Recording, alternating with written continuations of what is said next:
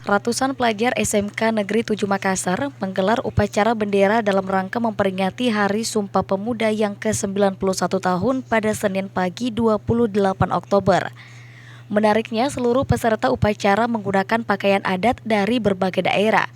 Tidak hanya pelajar namun juga di kalangan guru, di antaranya yakni Bugis, Toraja, Jawa, Madura, dan Bali.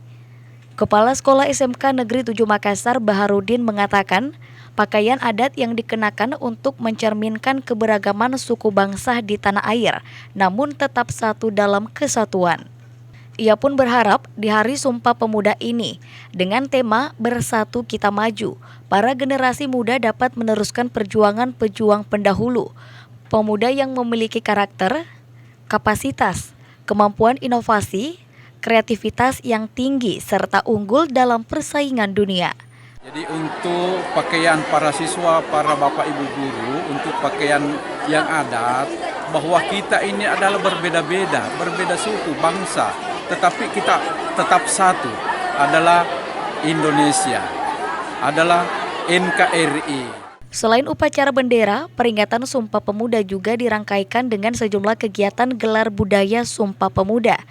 Di antaranya penampilan angaru, tari-tarian, serta fashion show. Musdalifah Lestari Rauf, Fajar TV dan Fajar Radio melaporkan.